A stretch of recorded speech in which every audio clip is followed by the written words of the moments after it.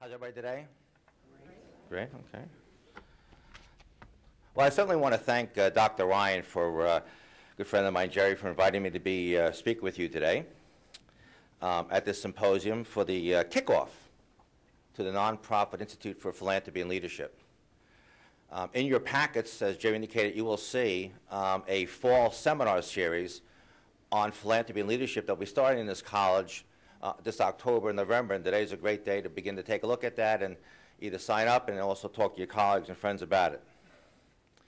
I certainly want to give credit to Dr. Ryan and every member of his college team, and certainly to all the members of the advisory board for the vision that they've had in creating this very important educational initiative.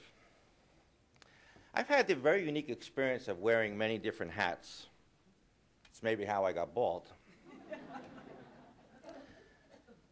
Been the president CEO of certainly, as Jerry indicated, a major nonprofit organization, president of a major foundation, chairman of the board, chairman of a fundraising capital campaign, a former corporate executive in a publicly traded company where we contribute to our nonprofit sector clients, as well as an individual, family, and a business owner who supports various causes. The challenge all of you, all of us, face are great. Whether your mission is related to education, human services, social services, healthcare, or arts and culture. You all have very terrific causes and purposeful missions with dedicated professionals, board members, and volunteers supporting your organization. Everyone in this room has great hopes and dreams for the organization that you are involved in. You are very proud to be associated with those organizations, yet many still struggle to fully engage their boards. Many struggle to develop the resources, donors, and dollars to survive, let alone to succeed.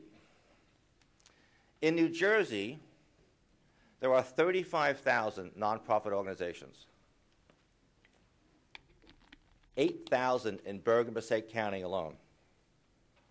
So how do you develop the ability to stand above the herd?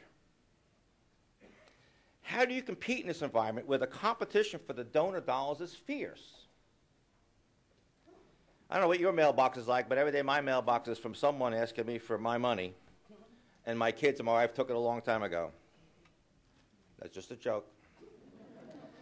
Happily married, 27 years. I want to give any impressions. I'm splitting up my money here.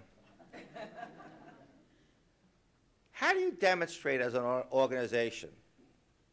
How do you demonstrate that you are worthy of someone's gift? How do you even get someone's attention, let alone their donation? How do you engage and motivate your board to become truly passionate about your mission and actively participate with confidence in your philanthropic initiatives? This morning I want to share my experiences and limited knowledge based upon my observations of many of my colleagues, certainly Dr. Ryan, clients I've had over the years, and my own personal experiences about how to create a culture of success by integrating board governance, visionary thinking, and philanthropy. Hopefully, I want you to come away today being motivated, encouraged, and inspired that you can help your organization achieve a level of success that will not only ensure your survival, but enable your organization to succeed for many, many years to come, and that you will be able to transform the way your organization thinks about philanthropy.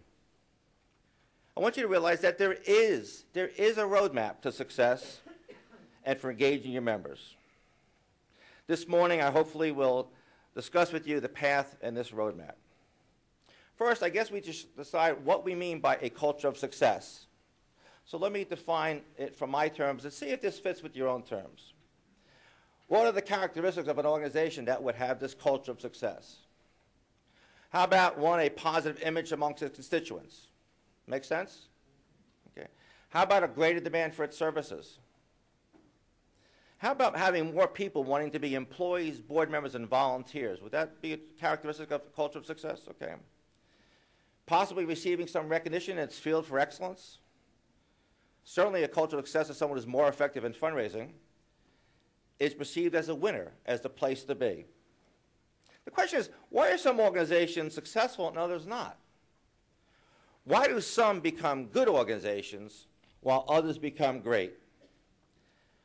What are some of the differences between good boards and great boards, and how does this translate to the success in the world of philanthropy?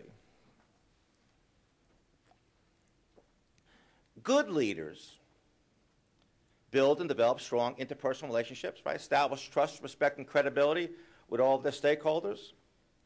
They get people to realize that their individual goals are aligned with the organizational goals. They're good communicators and they're business-minded. Make sense? In addition to the above, though, great leaders engage their boards and encourage their participation as leaders in the organization, not just as members sharing a fiduciary responsibility, but as partners.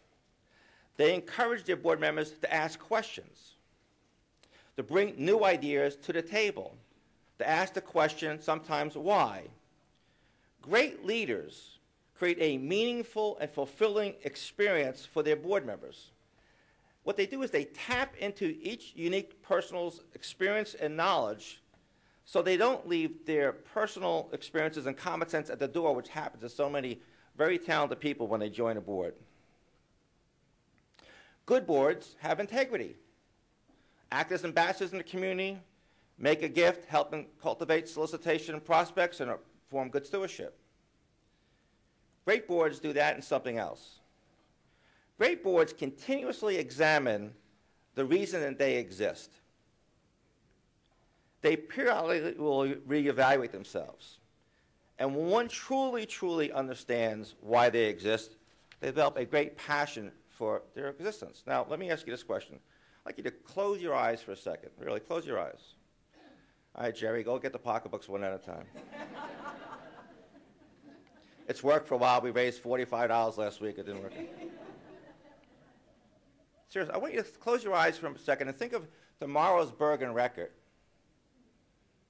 or the Star Ledger, and the headline indicates that your organization is announcing that it's closing its doors and going out of business.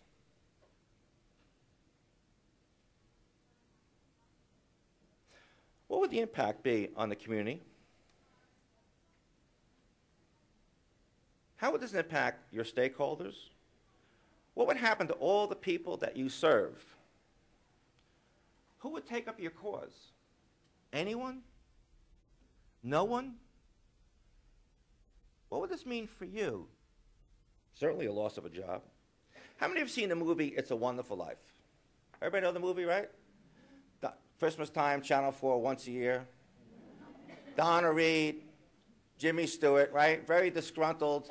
Guy takes over his dad's savings and loan association. Uncle Billy makes a goof in the bank, and Mr. Potter takes advantage of it. And then George becomes really disgruntled, afraid he's a failure in life and wants to jump off a bridge. What happens? Well, Hans Decker comes down. No. Clarence, his guardian angel, comes down and jumps in the water. What does Clarence do?